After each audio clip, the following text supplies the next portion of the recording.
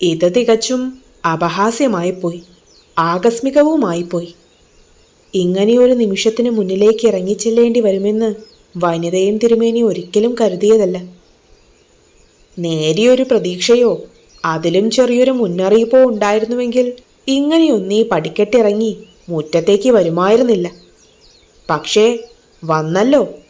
വന്നാൽ വന്നതിനു ശേഷം പതറിപ്പോകേണ്ട ഒരു മുഹൂർത്തത്തെയും ജീവിതത്തിൽ ഇന്നോളം അഭിമുഖീകരിക്കേണ്ടി വന്നിട്ടില്ലെന്നിരിക്കെ വനിതയും തിരുമേനിക്ക് യാതൊരു കൂസലും ഉണ്ടായില്ല.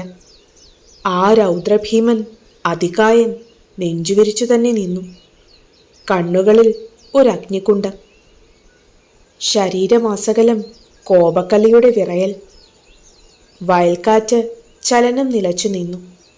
വിയർപ്പുമുട്ടലോടെ നിമിഷങ്ങൾ. മരയഴികൾക്കിടയിലൂടെ താത്രക്കുട്ടിയുടെ മിഴികൾ മുറ്റത്തേക്കൊന്ന് പാളിയെത്തി. അതേ നിമിഷം അതുപോലെ തന്നെ ആ മിഴികൾ പിൻവലിയുകയും ചെയ്തു. അവൾക്കും അതൊരു നടുക്കുന്ന നിമിഷമായിരുന്നില്ല. ഇതുപോലെ വർഷങ്ങൾക്ക് മുൻപും ഉറഞ്ഞുതുള്ളി എത്രയോ പേർ ഇതേ മുറ്റത്തു നിന്ന് അലറിയിട്ടുണ്ട്. പക്ഷേ അവരിൽ എത്ര പേർ പിറ്റേ പ്രഭാതം കണ്ടുവെന്ന് നിശ്ചയമില്ല. ഇത് ഒരു സംഘം പേരുണ്ട്, അത്രയുള്ളൂ വ്യത്യാസം. ഒരു സംഘമെന്നല്ല, 1,00,000 പേരുടെ പട തന്നെ വന്നാലും പാഴൂർ ഇല്ലത്തെ മാന്ത്രികന്റെ ശരീരത്തു നിന്ന് ഒരു രോമം പോലും പൊഴിയാൻ പോകുന്നില്ല. സംഘാംഗങ്ങളുടെ മുന്നിൽ നിന്ന സ്ത്രീയെയും മകളെയും താത്രക്കുട്ടി തിരിച്ചറിഞ്ഞു. ശാരദാമ്മ, ഇവരെക്കുറിച്ചാണല്ലോ തൊട്ടു മുൻപേ തന്നോടച്ഛൻ പറഞ്ഞത്. വേളി കഴിക്കാൻ പോകുന്ന സ്ത്രീയാണോ വാളും പരിചയവുമായി വന്നിരിക്കുന്നത്? എവിടെയോ എന്തോ തകരാറുണ്ടെന്ന് അവൾക്ക് തോന്നി. തകരാർ എന്തായാലും അച്ഛനെ സംബന്ധിച്ചിടത്തോളം ഒന്നുമല്ലെന്നു. അടുക്കളക്കെട്ടിലേക്ക് തന്നെ അവൾ ഉൾവലിഞ്ഞു. ദുർനിമിത്തങ്ങൾക്ക് സാക്ഷിയാകാൻ താനില്ല. തനിക്കൊന്നും പ്രത്യേകിച്ചൊരു ദുഃഖവും സമ്മാനിക്കുന്നുമില്ല.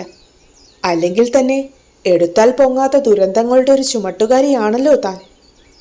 വനിതയും തിരുമേനി മുറ്റത്ത് തൻ്റെ മുന്നിൽ നിൽക്കുന്നവരെ മൊത്തത്തിലൊന്ന് അവലോകനം ചെയ്തു. പുരികങ്ങൾ രണ്ടും കെട്ടിപ്പുണർന്ന് ഒറ്റ പുരികമായിരിക്കുന്നു. തിരുമേനിയുടെ ആ മുഖഭാവം കണ്ടപ്പോഴേ ദിവാകരപിള്ളയ്ക്ക് ആശ്വാസമായി. ആ ലക്ഷണം തന്നെ സംബന്ധിച്ചിടത്തോളം നല്ലതിനാണ്. തന്നെ വാരിയെടുത്ത് അടിച്ചവരാണിനി അനുഭവിക്കാൻ പോകുന്നത്.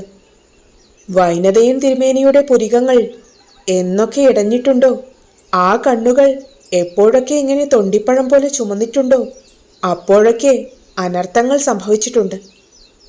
ആ അനർത്ഥങ്ങളുടെ പരമ്പരയിലേക്കിതാ ഒന്നുകൂടി ചിരപ്രതിഷ്ഠമാകാൻ പോകുന്നു. തൽക്കാലത്തേക്ക് സ്വന്തം ശരീരവേദന ദിവാകരപിള്ള മറന്നു. വന്നണഞ്ഞിരിക്കുന്നവരുടെ മിഴികളെല്ലാം തന്നെ ആപാദചൂടം കൊത്തിപ്പറിക്കുകയാണെന്ന് വൈനതയൻ അറിയുന്നുണ്ട്. ഇയാൾ, ഈ ദുഷ്ടൻ ഞങ്ങളെ ചതിച്ചു, ഞങ്ങളെ നശിപ്പിച്ചു. ശാരദാമ്മയിലെ സ്ത്രീ സടകുടഞ്ഞുണരുന്നു.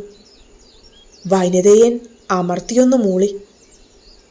വികലമായൊരു പുഞ്ചിരി ചുണ്ടിൻ്റെ ഒരു പാതയിൽ വിരിഞ്ഞു.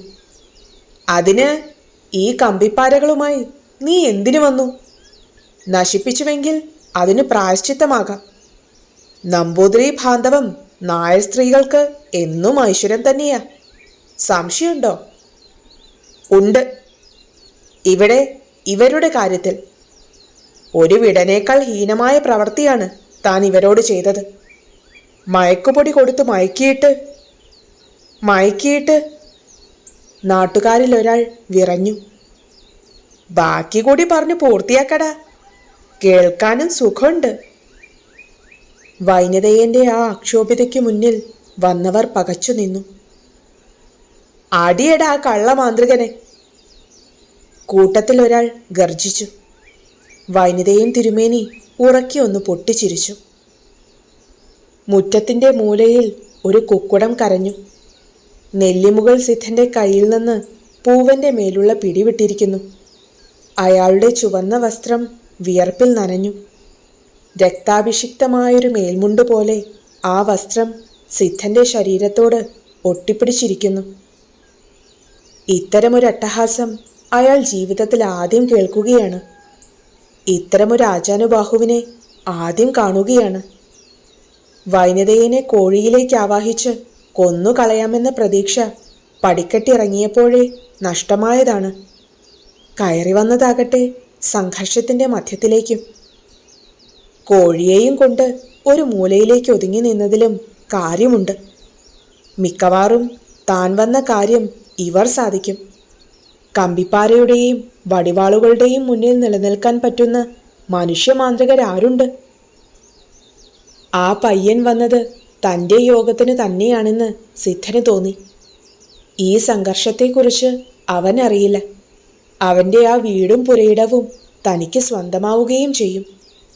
വൈനതയൻ എന്ന മാന്ത്രികൻ തന്നെ ശ്രദ്ധിച്ചതേയില്ലെന്ന് ഇപ്പോൾ അയാൾ ആശ്വാസം കൊള്ളാൻ തുടങ്ങി.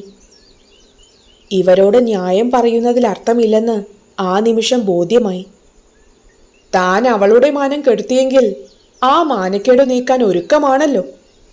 അതിനവർക്ക് സമ്മതമല്ലെന്നല്ലേ ആ ആക്രോശത്തിൻ്റെ അർത്ഥം.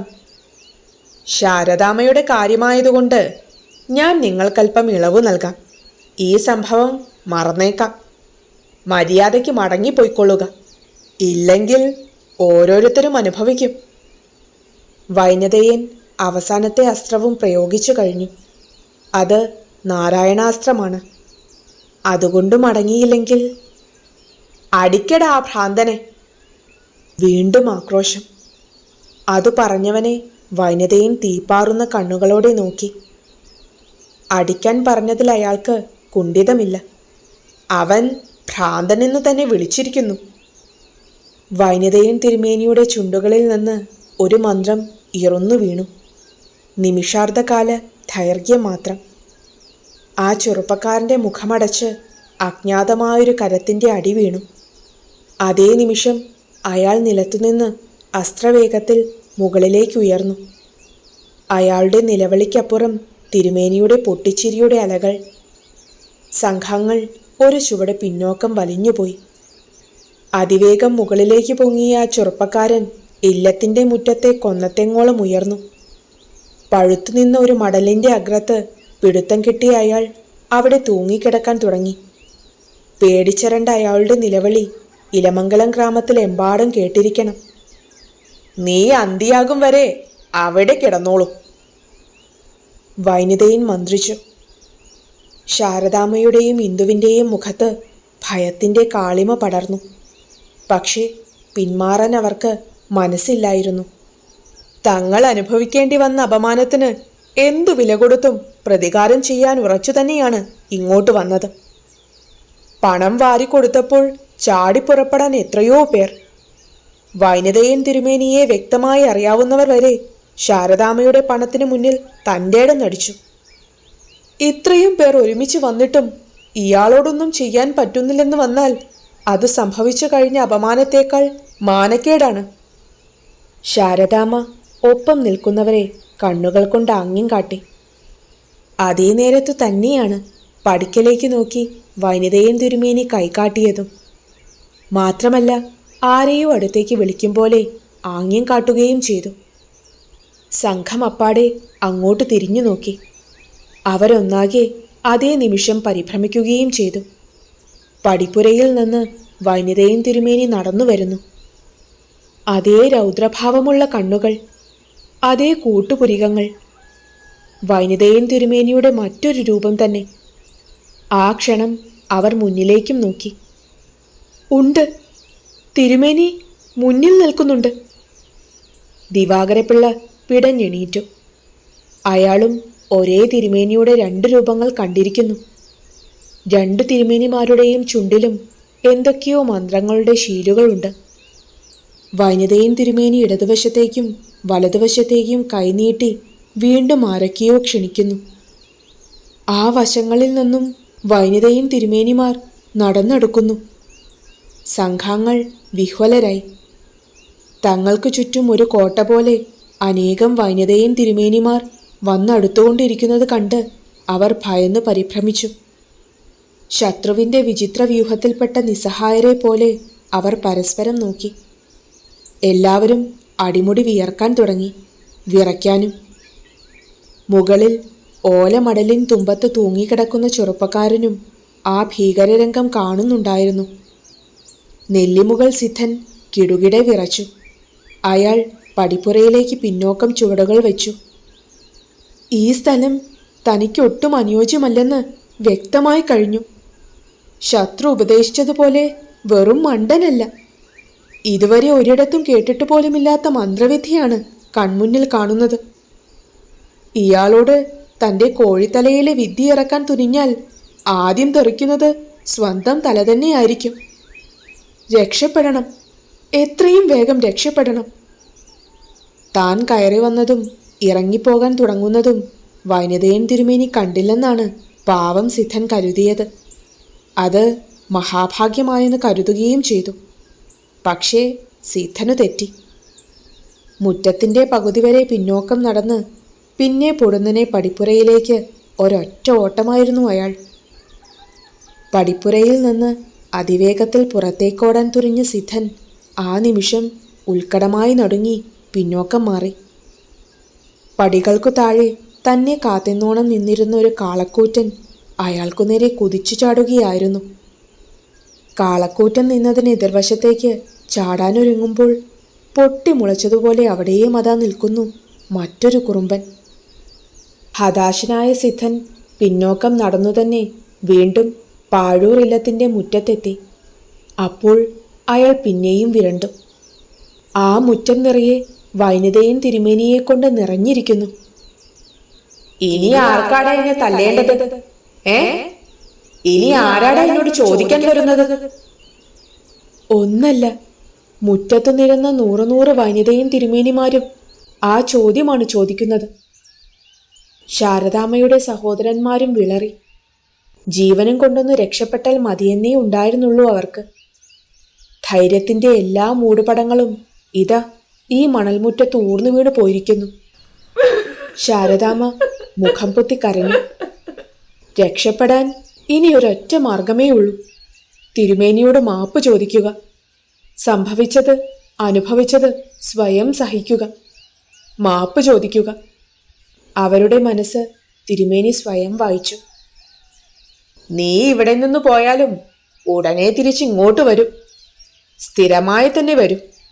സംശയമുണ്ടോ നിനക്ക്? വൈനതയൻ, പാഴൂർ ഇല്ലത്തെ വൈനതയനാണ് പറയുന്നത്. സംശയമുണ്ടോ നിനക്ക്? യഥാർത്ഥ വൈനതയൻ തിരുമേനി പൂജാമുറിയിലേക്ക് കയറിപ്പോയതും ചുറ്റും വിഭ്രാന്തി സമ്മാനിച്ചുകൊണ്ടു നിന്ന അയാളുടെ അസംഖ്യം പ്രതിരൂപങ്ങൾ അന്തരീക്ഷത്തിലേക്ക് ലയിച്ചു ചേർന്നതുപോലെ അപ്രത്യക്ഷമായതും ശാരദാമ്മയും സംഘവും അറിഞ്ഞതേയില്ല. തെങ്ങിൻ കുടുന്തയിൽ നിന്ന് ചെറുപ്പക്കാരന്റെ നിലവിളി കേട്ടപ്പോഴാണ് പരിസരബോധമുണ്ടായത്. രാമകൃഷ്ണ, താൻ താഴേക്ക് ചാടിക്കോ, ഞങ്ങൾ പിടിക്കാം. തെങ്ങിൻ ചുവട്ടിലേക്ക് ഓടിച്ചെന്ന സംഘത്തിലെ ചെറുപ്പക്കാർ അയാൾക്കു ധൈര്യം നൽകി. എനിക്കതിന് കഴിയുന്നില്ല. കൈവിട്ടാലും ഞാൻ താഴേക്ക് പോരുന്നില്ല.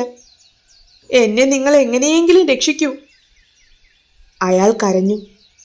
നിസ്സഹായതയോടെ തമ്മിൽ നോക്കാനേ ഓരോരുത്തർക്കും കഴിഞ്ഞുള്ളൂ. മുറ്റത്തിൻ്റെ മൂലയിൽ കുന്തിച്ചിരുന്ന് നെല്ലിമുകൾ സിദ്ധനും വിറയലോടെ തെങ്ങിൻ്റെ മുകളിലേക്ക് നോക്കി. വല്ലാത്തൊരു മാന്ത്രിക കോട്ടയിലാണ് താൻ എത്തിപ്പെട്ടിരിക്കുന്നത്. ഇനി എങ്ങനെയെങ്കിലും ഇവിടെ നിന്നൊന്ന് രക്ഷപ്പെട്ടാൽ മതി. സ്വയം രക്ഷപ്പെടാൻ കഴിയുന്നില്ല. താൻ നിരൂപിച്ചതിലും എത്രയോ 1000 മടങ്ങ് ശക്തിമാനാണ് വൈനതയൻ തിരുമേനി. അദ്ദേഹം ഒരു മുറിയിൽ കയറി കതകടച്ചു കളഞ്ഞല്ലോ. ഒന്നിറങ്ങി വന്നിരുന്നുവെങ്കിൽ ആ കാലു പിടിച്ച് മാപ്പ് ചോദിക്കാമായിരുന്നു. തന്നെ വെറുതെ വിടാൻ അപേക്ഷിക്കാമായിരുന്നു. അല്ലെങ്കിലും താൻ അദ്ദേഹത്തിനെതിരായി ഒന്നും ചെയ്തില്ലല്ലോ. മനസ്സിൽ വിചാരിച്ചത് മാത്രമേ ഉള്ളുവല്ലോ. പക്ഷേ സിദ്ധനറിയില്ലല്ലോ, മനസ്സിൽ തനിക്കെതിരെ ചിന്തിക്കുന്നവരെയും വൈനതയൻ തിരുമേനി തിരിച്ചറിയുമെന്ന്. ഇലമംഗലത്ത് വൈനതയൻ എന്നൊരു മാന്ത്രികനുണ്ടെന്ന് കേട്ടിട്ടുണ്ടായിരുന്നു. തന്നെപ്പോലെ പേരെടുത്ത ഒരു മാന്ത്രികനാണ് അയാളെന്ന് അറിഞ്ഞുകൂടായിരുന്നു. അപ്പുണി ക്ഷണിച്ചപ്പോൾ തുല്യമെന്നു കരുതിയ ഒരാളോട് മത്സരിക്കാമല്ലോ എന്ന് ധരിച്ചു. വൈനതയനു മുന്നിൽ തനിക്കൊന്നും അറിഞ്ഞുകൂടെന്ന് ഇപ്പോൾ സിദ്ധന് ബോധ്യമായി കഴിഞ്ഞു. പൂജാമുറിയിൽ വനിതയും തിരുമേനി വിറഞ്ഞു തുള്ളിയിരിക്കുകയായിരുന്നു. തന്നോട് പ്രതികാരം ചോദിക്കാൻ അവർ വന്നിരിക്കുന്നു. തന്റെ കണക്കുകൂട്ടലുകൾ പിഴച്ചതെവിടെയാണ്? മാത്രമോ ഒരുവൻ മുഖത്തു നോക്കി ഭ്രാന്തനെന്ന് വിളിച്ചിരിക്കുന്നു. 8 കൊല്ലങ്ങൾക്ക് ശേഷം ആ വാക്ക് ആദ്യം കേൾക്കുകയാണ്. മുൻപ് 7-8 കൊല്ലങ്ങൾക്ക് മുൻപ് എത്ര വലിയ സംഭവം ഉണ്ടായാലും നാട്ടുകാർ തന്റെ നേരെ വരാൻ ധൈര്യപ്പെടില്ലായിരുന്നു. ഇതെത്ര ഹീനമായ വരവായിരുന്നു! കുന്തവും കുറുവടികളുമായി, കല്ലും കവണകളുമായി. തന്റെ അഭിമാനത്തിനേറ്റ ക്ഷതമായി വൈനതേനത് കരുതി. തെങ്ങിൻ മുകളിൽ തൂങ്ങിക്കിടക്കുന്നവനെ കരിച്ചു കളയാനുള്ള കോപം അയാൾക്കുണ്ടായി. അതിനുള്ള മന്ത്രം ജപിച്ചു തുടങ്ങുകയും ചെയ്തതാണ്. പക്ഷേ അപ്പോഴാണൊരു തോന്നലുണ്ടായത്. കരിച്ചു കളഞ്ഞാൽ അതോടെ അവൻ തീരും. അതു പാടില്ല. അവൻ തന്നെ ഭ്രാന്തനെന്ന് വിളിച്ചവനാണ്. മറ്റു പലരും അത് കേൾക്കുകയും ചെയ്തു. അവരുടെ മുന്നിലൂടെ അവൻ നടക്കുക തന്നെ വേണം. ഭ്രാന്തനേക്കാൾ കഷ്ടപ്പാട് ഒരു കുരുടനുമുണ്ടല്ലോ. ശരി, അയാൾ കുരുടനായി ഇലമംഗലത്തൂടെ തപ്പിത്തടഞ്ഞ് നടക്കട്ടെ. അവനെ കാണുമ്പോൾ എല്ലാവരും തന്നെ ഓർക്കണം, ഭയത്തോടെ ഓർക്കണം. നല്ല ആശയം. വനിതയും തിരുമേനി പൂജാമുറി തുറന്ന് പുറത്തേക്കിറങ്ങി. തെങ്ങിൻ ചുവട്ടിൽ കൂടി നിന്നവർ ഒന്ന് നടുങ്ങി. തിരുമേനി പക്ഷേ അവരെ ശ്രദ്ധിച്ചതേയില്ല. മുറ്റത്തിന്റെ അരുകിൽ നിന്ന് കൂർത്ത 2 പുല്ലുകൾ പൊടിച്ചെടുത്തു. ഇരുകൈകളും കൂട്ടിപ്പിടിച്ച് ആ പുൽക്കൊടിയിലേക്ക് എന്തോ മന്ത്രം ചൊല്ലി 3 വട്ടം ഊതി. ആ ക്ഷണം കൈകൾ മലർക്കെ തുറക്കുകയും ചെയ്തു. വൈനതയും തിരുമേനിയുടെ കൈവളയിൽ നിന്ന് ആ പുൽക്കൊടികൾ അസ്ത്രവേഗത്തിൽ കുതിച്ചിറങ്ങി. തിരുമേനിയുടെ ചുറ്റും 3 വട്ടം പ്രദക്ഷിണം വെച്ച് അത് ആകാശത്തേക്ക് ഉയർന്നു. 2 അഗ്നിശരങ്ങൾ പോലെ ആ പുൽക്കൊടികൾ തെങ്ങിൽ തൂങ്ങിക്കിടന്ന ചെറുപ്പക്കാരൻ്റെ 2 കണ്ണുകളിലും തുളഞ്ഞിറങ്ങി. തെങ്ങിൻ്റെ മുകളിൽ നിന്ന് താഴേക്കൊരു രക്തമഴ പെയ്തു. അയാളുടെ ആർത്തനാദം ഇലമംഗലത്തുകാരെ നടുക്കി. അതോടെ ആ ചെറുപ്പക്കാരൻ്റെ കൈകൾ അയഞ്ഞു. അയാൾ താഴേക്ക് ഊർന്നു വീണു. സംഘാംഗങ്ങൾ വിരിച്ചു കോർത്ത അവരുടെ കൈകളിലേക്ക് തന്നെ. ശരീരം ഛിന്നഭിന്നമായില്ലെങ്കിലും ഈ ലോകസൗന്ദര്യം എന്നേക്കുമായി അയാൾക്ക് മുന്നിൽ ഛിന്നഭിന്നമായി. ഇനി ആർക്കാടാ എന്നെ തല്ലേണ്ടത്? വൈനതയും തിരുമേനി തമാശ പോലെ ചോദിച്ചു. അവരത് കേൾക്കാതെ പടിയിറങ്ങാൻ തുടങ്ങിയിരിക്കുന്നു. ശാരദാമ്മയുടെ മനസ്സിലൊരു കടലിരമ്പി. ഇന്ദുവും തേങ്ങുന്നുണ്ടായിരുന്നു. ഇയാൾക്കു നേരെ ഒരു പ്രതിരോധവും ചെയ്യാൻ ആർക്കും കഴിയില്ല. സഹോദരന്റെ ഖേദപ്രകടനം. ശാരദാമ്മ ചെകിടുപൊത്തി. ശാരദാമ്മേ, നിങ്ങളെ ഞാൻ പോകാൻ അനുവദിച്ചിരിക്കുന്നു. നിങ്ങൾ സ്വയമേവ പോവുകയല്ല. ഞാൻ അനുവദിച്ചത് കൊണ്ട് മാത്രം പോവുകയാണ്. അതു മറക്കണ്ട. പക്ഷേ 7 നാൾക്കകം നീ ഈ പടിപ്പുരയിൽ എന്നെ തിരക്കി വരും. ഞാൻ ഈ പടിക്കെട്ട് തുറന്നിട്ടിരിക്കും. ഇങ്ങോട്ട് കയറിയാൽ നീ പിന്നീട് അങ്ങോട്ട് ഇറങ്ങില്ല. വൈനതയൻ ഉറക്കിയൊന്ന് ചിരിച്ചു. ആരും തിരിഞ്ഞു നിന്നില്ല. അയാൾക്കെതിരെ അവരുടെ എല്ലാ പ്രതിരോധ ശക്തികളും നശിച്ച് നാമാവശേഷമായിരിക്കുന്നു. വൈനതയന്റെ കാരുണ്യം കൊണ്ട് തിരിച്ചു പോകും പോലെയായി. ഈ ചെകുത്താൻ ഇങ്ങനെയാണെന്ന് അറിയാമായിരുന്നുവെങ്കിൽ നീ ഞങ്ങളെ എന്തിനിങ്ങോട്ട് കൂട്ടി? ശാരദാമ്മയുടെ സഹോദരൻ ക്ഷുഭിതനായി. സഹോദരിയുടെ സഹായത്തിനെത്തിയിട്ട് സകല അഭിമാനവും ക്ഷതപ്പെടുത്തിക്കൊണ്ടാണ് മടക്കയാത്ര. ശാരദാമ്മയ്ക്ക് മറുപടിയില്ല. മുറിവേറ്റ മനസ്സ് വിങ്ങുകയാണ്. ഇത്തരമൊരു എടുത്തുചാട്ടം ഇപ്പോൾ വേണ്ടിയിരുന്നില്ല എന്ന് അവർക്ക് തോന്നി. പിൻബുദ്ധി ചതിച്ചു. രാമകൃഷ്ണൻ എന്ന ചെറുപ്പക്കാരൻ 2 പേരുടെ തോളിൽ തൂങ്ങിയാണ് നടന്നത്. ഏത് അപ്പോത്തിക്കിരി കരുതിയാലും എൻ്റെ കണ്ണുകൾ തിരിച്ചു കിട്ടില്ല. എനിക്ക് എന്താണ് സംഭവിച്ചത്? അയാൾ മതിഭ്രമക്കാരനെ പോലെ ചോദിച്ചു. അസഹ്യമായ വേദനയ്ക്കിടയിലും അതിശയകരമായൊരു അത്ഭുതമാണ് അയാൾക്ക്. കഴിഞ്ഞ നിമിഷങ്ങളിൽ താൻ അനുഭവിച്ചത് എന്തായിരുന്നുവെന്ന് അയാൾക്ക് തിട്ടമായി ഓർക്കാനാവുന്നില്ല. ലോകം തൻ്റെ മുന്നിൽ ഒരു ഇരുൾ മാത്രമാണെന്ന് മനസ്സിലാവുകയും ചെയ്തു. പ്രകാശത്തിൻ്റെ പ്രഭാവലയങ്ങൾ ആ ഇരുളിലേക്കിനി ഒരു നാളും കയറി വരില്ല. രാമകൃഷ്ണ, ഇത് തനിക്കു മാത്രം ലഭിച്ച അടിയല്ല, ഞങ്ങൾക്കെല്ലാം ഇത് ബാധകമായിരിക്കുന്നു. വൈനതയൻ തിരുമേനിയെ ഈ ഇലമംഗലത്ത് നിന്ന് ഓടിക്കാതെ നമുക്കിനി വിശ്രമമില്ല. നേരെ ചെയ്യാൻ കഴിഞ്ഞില്ലെങ്കിൽ ഒളിഞ്ഞായാലും വേണ്ടില്ല. പണ്ടൊരിക്കൽ അയാളെ നേരിടാൻ ഒരു അപ്പുക്കുട്ടനുണ്ടായിരുന്നു. അയാൾ ഒരു വിഡ്ഢിത്തം ചെയ്തിട്ടാണ് തിരിച്ചുപോയത്. തിരിച്ചുപോയെന്ന് തന്നെ സംശയിക്കേണ്ടിയിരിക്കുന്നു. ലക്ഷണം വെച്ച് നോക്കുമ്പോൾ അയാളും തിരിച്ചുപോയിരിക്കാൻ വഴിയില്ല. തിരുമേനിയുടെ ഭ്രാന്ത് മാറ്റിയ നിമിഷം തന്നെ അപ്പുക്കുട്ടനെ അയാൾ യമപുരിയിൽ എത്തിച്ചിട്ടുണ്ടാവണം. ഒരുവൻ പറഞ്ഞു. ആ സംഭാഷണങ്ങൾക്കു നേരെ ശാരദാമ്മ ചെവികൾ പൊത്തി. വൈനതയൻ എന്ന പേര് പോലും കേൾക്കുന്നത് അസഹ്യമായിരിക്കുന്നു. ശാരദേ, നീ ഞങ്ങളുടെ കൂടെ വീട്ടിലേക്ക് പോന്നോളൂ. ആ ദുഷ്ടൻ ഇനിയും നിന്നെ പീഡിപ്പിച്ചേക്കും. അയാളെ എതിർക്കാനോ ചെറുക്കാനോ നീ തുനിയേണ്ട. കൂടുതൽ കുഴപ്പങ്ങൾക്കൊന്നും വഴിവെക്കാൻ ഇനി നീ ഈ നാട്ടിൽ നിൽക്കണ്ട.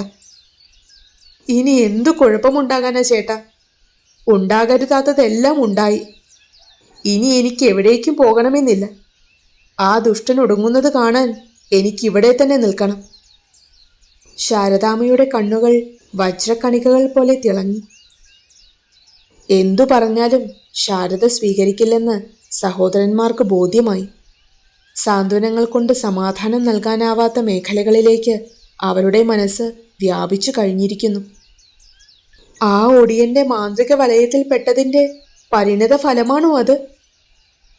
എന്തൊക്കെ സംഭവിച്ചാലും വൈനതയെതിരെ തനിക്കാവുന്നതെല്ലാം ചെയ്യണമെന്നാണ് ശാരദാമ്മയുടെ തീരുമാനം. അതിനു പകരം മരണത്തിനപ്പുറം ഒന്നും സംഭവിക്കാനില്ലല്ലോ. അപമാനിതമായൊരു ജീവിതത്തേക്കാൾ അഭികാമ്യം മരണമാണ്.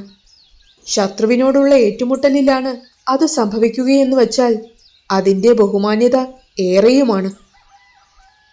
ഒരു സ്ത്രീയെ കൊലപ്പെടുത്തുകയെന്നത് ആർക്കും അഭിമാനിക്കാവുന്ന നേട്ടമല്ല. പക്ഷേ വൈനതയൻ അതും അഭിമാനമാണല്ലോ. അയാൾ ഒടുക്കിയ സ്ത്രീജന്മം ഒന്നും രണ്ടുമല്ലല്ലോ. ശാരദാമ്മ ആ കഥകളൊക്കെ കേട്ടിട്ടുണ്ട്. അയാൾ തനിക്കു വേണ്ടി ഇല്ലപ്പൂ മുഖവാതിൽ മലർക്കെ തുറന്നിടുമെന്നല്ലേ വെല്ലുവിളിച്ചിരിക്കുന്നത്. തൻ്റെ പട്ടി പോലും അങ്ങോട്ട് കയറിയില്ല. അല്ലെങ്കിൽ അതുതന്നെ ഒന്ന് കാണണമല്ലോ. വീട്ടിലെത്തിയിട്ടും ഒട്ടും സ്വച്ഛമാകാത്ത ഹൃദയം. ഇന്ദുവും തേങ്ങലോടെ കുത്തിയിരിക്കുന്നു. അമ്മ വരുന്നില്ലെങ്കിൽ വേണ്ട, നീ ഞങ്ങളുടെ കൂടെ പോന്നോളൂ. അമ്മാവന്മാർ ക്ഷണിച്ചു. ഇന്ദു ആ ക്ഷണവും നിരസിച്ചു. അമ്മയെ തനിച്ചാക്കി താൻ എങ്ങോട്ടുമില്ലെന്ന് അവൾ തീർത്തു പറഞ്ഞു. ഏതായാലും ഇത്രയൊക്കെ അനുഭവിച്ചു. ഇനിയുള്ളതും ഇവിടെ തന്നെ അനുഭവിച്ചു തീർക്കുന്നുള്ളൂ. അദ്ദേഹത്തിൻ്റെ ആത്മാവുറങ്ങുന്ന ഈ മണ്ണ് വിട്ട് ഞാൻ എങ്ങോട്ടുമില്ല. ശാരദാമ്മയുടെ അന്ത്യതീരുമാനം അതായിരുന്നു. ഉമ്മറ തുലാത്തിക്കൊണ്ടിരിക്കവേ വൈനതയൻ തിരുമേനി ഒന്നു നിന്നു. ആ തടിച്ച ചുണ്ടുകളിൽ ഒരു പുഞ്ചിരി വിരിഞ്ഞു. ആ പുഞ്ചിരി ഒരു പൊട്ടിച്ചിരിയായി മാറാൻ നിമിഷങ്ങൾ പോലും വൈകിയില്ല. മുറ്റത്തിന്റെ കോണിൽ കയ്യും കെട്ടി കുന്തിരിച്ചിരിക്കുന്ന നെല്ലിമുകൾ സിദ്ധനെക്കുറിച്ച് വൈനതയൻ ഓർത്തത് ആ നിമിഷത്തിലായിരുന്നു. വൈനതയന്റെ അട്ടഹാസ സമാനമായ പൊട്ടിച്ചിരി കേട്ട് നെല്ലിമുകൾ സിദ്ധൻ കിടിലം കൊണ്ടു. ഇക്കണ്ട നേരമത്രയും അയാൾ കാത്തു നിൽക്കുകയായിരുന്നു. രക്ഷപ്പെടാൻ പലവരും ശ്രമിച്ചു നോക്കിയതാണ്. ഒരു ചുവട് പോലും ചലിക്കാനാവാതെ പാദങ്ങൾ ഭൂമിയോട് ഒട്ടിച്ചേർന്നതുപോലെ ഒരവസ്ഥയിലായിരുന്നു അയാളുടെ നിലപാട്. തിരുമേനി ഉമ്മറത്തുനിന്ന് മുറ്റത്തേക്കിറങ്ങി. കണ്ണുകൾ സിദ്ധന്റെ മേൽ തറച്ചു നിൽക്കുകയാണ്. ശാരദാമ്മയെന്ന സ്വപ്നത്തിൽ കുടുങ്ങിപ്പോയ മനസ്സ് വർത്തമാനകാലത്തിലേക്ക് മടങ്ങി വന്നത് അപ്പോഴായിരുന്നു. ആ അപരിചിതനിലെ ഭീരുവിനെ വൈനതയൻ എളുപ്പം തിരിച്ചറിഞ്ഞു. നീ? ഇടിവെട്ടും പോലെയായിരുന്നു ചോദ്യം. സിദ്ധന്റെ നാവിൻ്റെ ചലനശേഷി നശിച്ചു പോയിരിക്കുന്നു. മനക്കണ്ണുകൾ കൊണ്ട് വൈനതയൻ ആ കഥയറിഞ്ഞു. ഓഹോ, അപ്പുണ്ണിക്ക് വേണ്ടി എന്നെ എതിർക്കാൻ വന്നവനാണല്ലേ? അടിയനോട് ക്ഷമിക്കണം. ആളറിയാതെ ഇറങ്ങിത്തിരിച്ചതാണ്. മാപ്പാക്കണം. രക്ഷപ്പെടുത്തുകയും വേണം. നെല്ലിമുകൾ സിദ്ധൻ വൈനതയുടെ പാദത്തിലേക്ക് വീണു. അഭയം തേടുകയാണ് അയാൾ. ഇത്ര ധൈര്യമായി ഒരാൾ തെറ്റ് സ്വയം സമ്മതിക്കുന്നതും മാപ്പ് ചോദിക്കുന്നതും കാലു പിടിക്കുന്നതും ആദ്യമായാണ്. ആർദ്രമായില്ലെങ്കിലും വൈനതയുടെ മനസ്സിലതൊരു നേരിയ ചലനം സൃഷ്ടിച്ചു. ഒരുത്തർക്കും താൻ മാപ്പ് നൽകിയിട്ടില്ല. ഇതുപോലെ ഒരുത്തരും കാലിൽ വീണ് അപേക്ഷിച്ചിട്ടുമില്ല. അതുകൊണ്ട് തന്നെ അയാളെ ഉപദ്രവിക്കാതെ വിട്ടയക്കാമെന്ന് മനസ്സിൽ കരുതുകയും ചെയ്തു. അത്തരമൊരു നീക്കുപോക്ക് വൈനതയും തിരുമേനിയുടെ ഭാഗത്തുനിന്ന് ആദ്യമായിട്ടാണ് ഉണ്ടാവുന്നത്. പോയിക്കോ. ഇനി ഈ കരയിലേക്ക് നീ കയറരുത്. വ്യാഘ്രം മുരണ്ടു. തിരുമേനി പിന്തിരിഞ്ഞു നടന്നപ്പോൾ സിദ്ധൻ ജീവനം കൊണ്ട് പിടഞ്ഞെണീറ്റു. ഇപ്പോൾ തൻ്റെ കാലുകളിലെ ബന്ധം അവസാനിച്ചുവെന്നയാൾ അറിഞ്ഞു. പടിപ്പുരയിലേക്ക് അയാൾ കുതിച്ചു പാഞ്ഞു. പടിപ്പുരയിറങ്ങി വരമ്പിലൂടെ ആ ഓട്ടം തുടരുകയും ചെയ്തു. വൈനതയും തിരുമേനി അത് ശ്രദ്ധിച്ചതേയില്ല. അയാൾ നേരെ പൂജാമുറിയിലേക്ക് കയറി. ആ മനസ്സിലപ്പോൾ മറ്റൊരു കണക്കുകൂട്ടലുണ്ടായിരുന്നു. പൂജാമുറിയുടെ വാതിലടഞ്ഞ നിമിഷം ഇലമംഗലം പാടത്തിനു മേലെ വെയിൽ മങ്ങി.